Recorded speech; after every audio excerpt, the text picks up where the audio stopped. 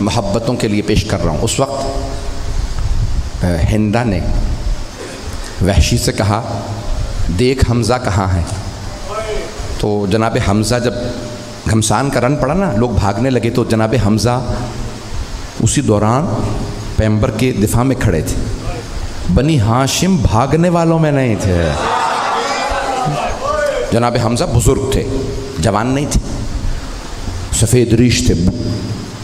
جب لڑ رہے تھے تو وحشی نے کیا کیا، وہ چھپ کے پیچھے سے، جیسے جناب عباس کو میدان کربلا میں چھپ کے وار کیا، بازو پر اس نے چھپ کے وار کیا، نیزہ مارتا تھا، اور وہ اتنا دقیق نیزہ باز تھا کہ چلتے ہوئے آدمی سے کہتا تھا کہ تم مختصر سا ایک دائرہ اٹھاؤ، میں اس سے نیزہ گزار دوں۔ تو اس نے جناب حمزہ کو پشت سے نیزہ مارا جو سینے سے باہر آ گیا۔ جناب حمزہ کے جب سینے سے نیزہ باہر نکلا تو جناب حمزہ نے فوراً رسول خدا کی طرف دیکھ کے اشارہ کیا، السلام علیکم یا رسول اللہ، زمین پہ آئے۔ مولا سجاد کی حدیث ہے، پیغمبر کی زندگی میں سب سے غمگین 2 دن تھے۔ ایک وہ جس دن جناب جعفر طیار کی شہادت ہوئی، بازو قلم ہو، تو پیغمبر ممبر پہ آ کے رو رو کے کہتے تھے میرے بھائی کے بازو کٹ گئے۔ اور اس سے بھی زیادہ مولا سجاد فرماتے ہیں غمگین دن وہ تھا جب آپ کے چچا کے سینے میں برچھی لگی، نیزہ مارا نا پشت سے، سینے سے نکلا۔ جب سینے سے نیزہ نکل آیا، جناب حمزہ زمین پہ گرے۔ ہندا نے فوراً کہا وحشی سے، حمزہ کا سینہ چاک کر دے۔ وحشی نے پورا گلا کاٹا، سینہ چاک کیا، کہا مجھے دل اور حمزہ کا کلیجہ نکال کے دے۔ آپ نے زیارت عاشورہ پڑھی، امام نے کیا فرمایا، وَابْنَ آكِلَةِ الْأَكْبَادِ اللعین ابن اللعین، کلیجہ چبانے والی کا بیٹا۔ رسول خدا کو کبھی وہ غم نہیں بھولا۔ جب اس نے کلیجہ سینہ چاک کیا نا تو اس نے کہا کہ بھئی ان کا مسئلہ کر دو، آنکھیں نکالو، ناک کاٹو، ہونٹ کاٹو، کان، ہاتھوں کی انگلیاں، پاؤں کی انگلیاں، اسے کہتے ہیں مسئلہ کرنا، اسلام میں حرام ہے، کافر کا بھی مسئلہ نہ کرو۔ تو اس ملونہ نے جب کہا تو ایک مرتبہ وحشی نے ساری انگلیاں کاٹیں، جب کلیجہ نکالا، وہ کھانا چاہتی تھی۔ معصوم فرماتے اللہ نے حضرت حمزہ کا کلیجہ اتنا سخت کر دیا تاکہ مشرکہ کے جسم کا حصہ نہ بنے۔ اس نے کہا مجھے ہار پہ رو دے، ان کے کلیجے کا، دل کا، آنکھ، ناک، ہونٹ، کان، میں جب مکے جاؤں گی تو کہوں گی میں شیر کا کلیجہ لائی ہوں۔ جب پیغمبر اسلام دانتوں پہ پتھر لگا تھا، خون بہہ رہا تھا، ہر آدمی پانی لاتا، صحابی، خون نہیں رک رہا تھا۔ جناب سیدہ کے کانوں میں مدینے میں آواز پہنچی، پیغمبر کے دندان مبارک پہ چوٹ لگی ہے۔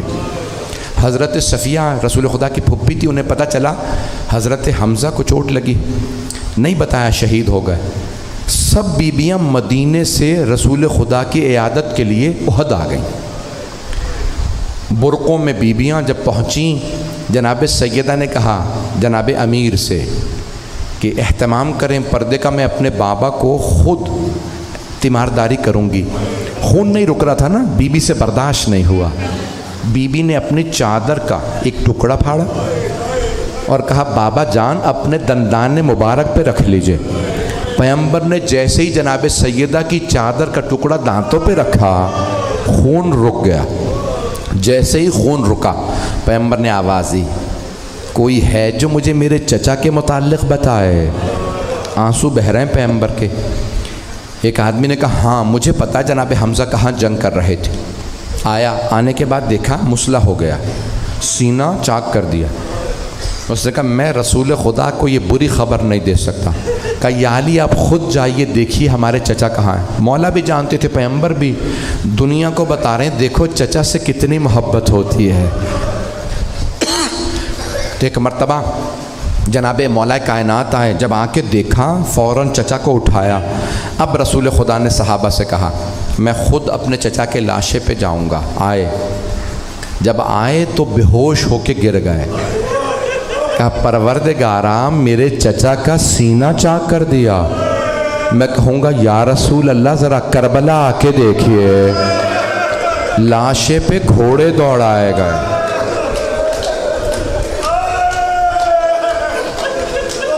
भाई रोने में कोई बुखल ना करे, आखिरी मजालिस है, मैं तफसील से पढ़ूंगा। मुझसे 2-3 भाइयों ने कहा खुल के मसाइब पढ़िएगा, सुनिएगा, फिर मैं पढ़ने वाला हूँ। तो अब यहाँ पे रिवायत में है कि जनाब सफ़िया जो रसूल खुदा की मौला अली की फुप्पी थी, उन्होंने कहा या रसूल अल्लाह मुझे मेरे भाई के लाशे पे आने दें। पैगंबर ने कहा या अली फुप्पी से कहो आप लाशे पे नहीं आ सकते, चचा इस हालत में नहीं है कि हमारी फुप्पी भाई को इस हालत में बर्दाश्त कर सके। तो जनाब सफ़िया ने एक पैगाम भेजा, या रसूल अल्लाह क्या आप एक बहन को भाई के लाशे पे आने से रोकेंगे? बस पैगंबर की आंखों से आंसू बहने लगे। मेरी तरफ देखिएगा, पैगंबर ने अपनी अबा उतारी, जनाब हमज़ा को उड़ाई।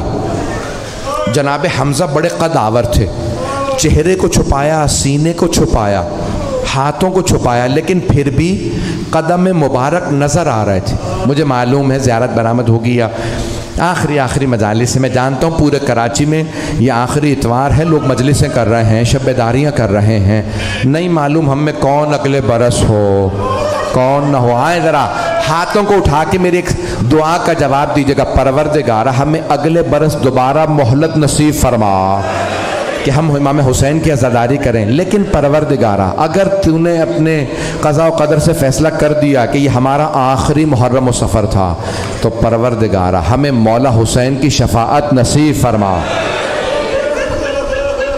बस भाई अब सुनिएगा मसाइल, मैं तफसील से पढ़ना चाह रहा हूँ। तो रसूल खुदा ने पूरा बदन चचा का ढांप दिया, फिर भी पाँव नज़र आ रहे थे कि उंगलियाँ काट दी गई हैं।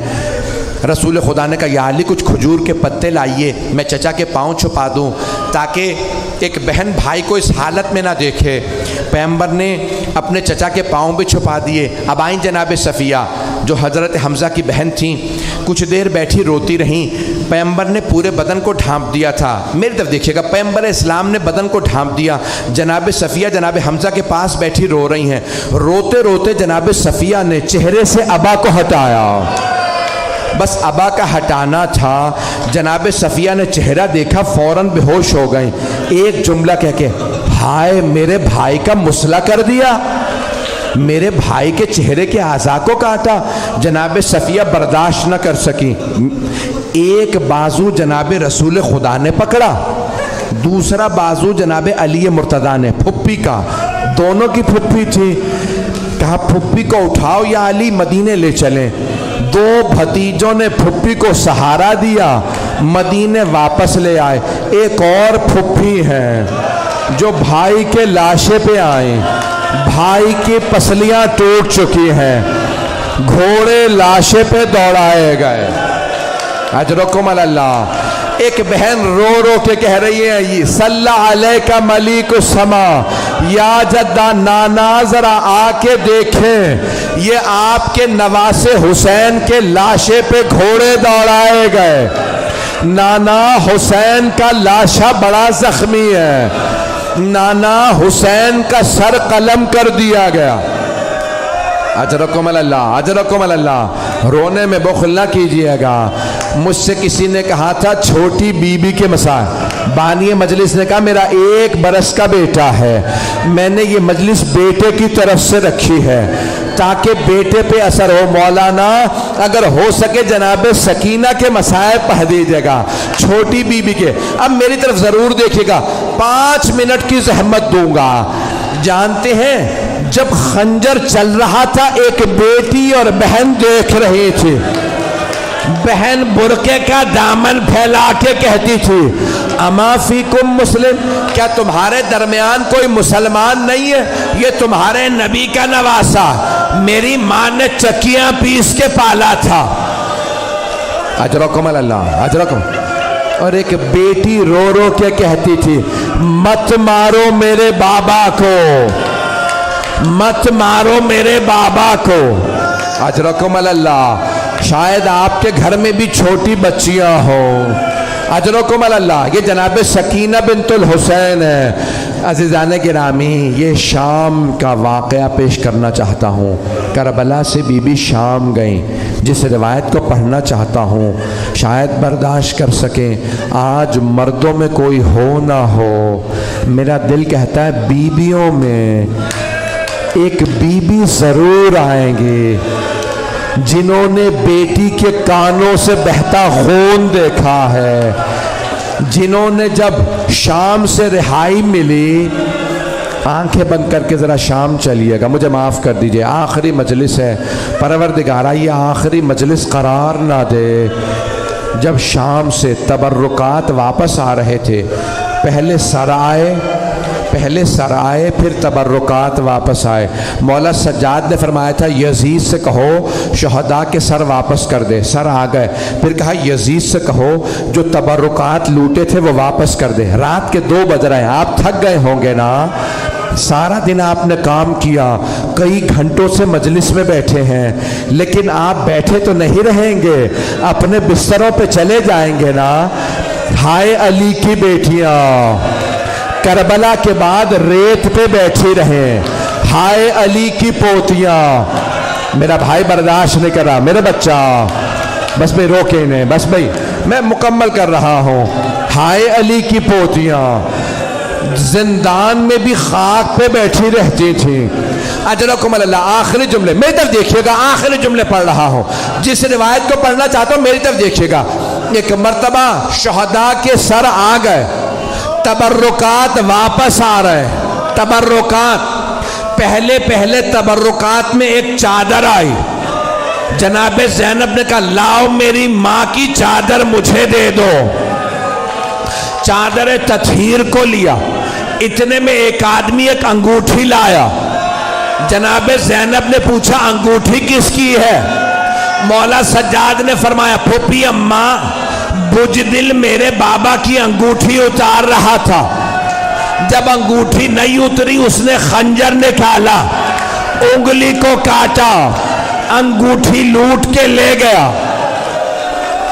اجرکم اللہ، اجرکم اللہ، آخری جملے۔ اتنے میں ایک آدمی 2 چھوٹی چھوٹی بالیاں لایا، بالیوں کا آنا تھا، ایک بی بی نے بالیاں دیکھی، رو کے فرمایا بالیاں واپس لے جاؤ، جس بچی کی بالیاں تھیں وہ بچی نہیں رہی۔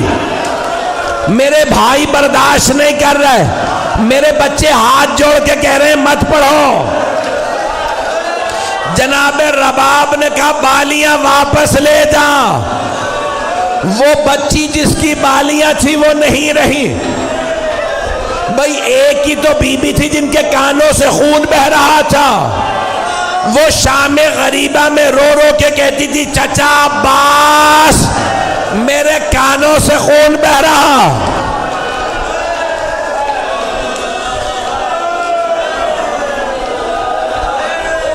اجرکم اللہ، اجرکم اللہ، آخری جملے، آخری جملے۔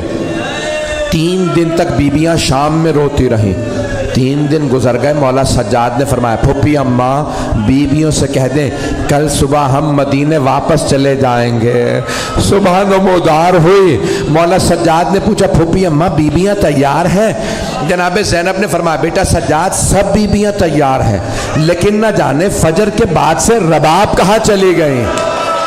مولا سجاد کے آنسو بہنے لگے، کہ پھوپھی اماں مجھے پتا ہے میری ماں کہاں گئی، میرے ساتھ چلیے راستے سے ماں کو لے لیں گے۔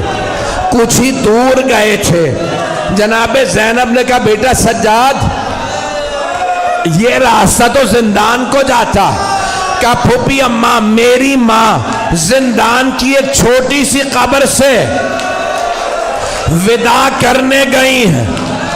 جیسے ہی بیبیاں زندان میں آئیں، بڑے بڑے علماء نے لکھا، جناب زینب نے دیکھا جناب رباب قبر سے ایسے لپٹ کے رو رہی ہیں جیسے ایک ماں بچے سے لپٹ کے روتی ہے، اور رو رو کے کہہ رہی ہے سکینہ اٹھو بیٹی، آپ کو سب سے زیادہ شوق تھا مدینے جانے کا، اب کیوں نہیں اٹھتی، ہم مدینے جا رہے ہیں۔ ایک مرتبہ جناب زینب نے بازو پکڑا، رباب بس کر دو، अला लअनतुल्लाह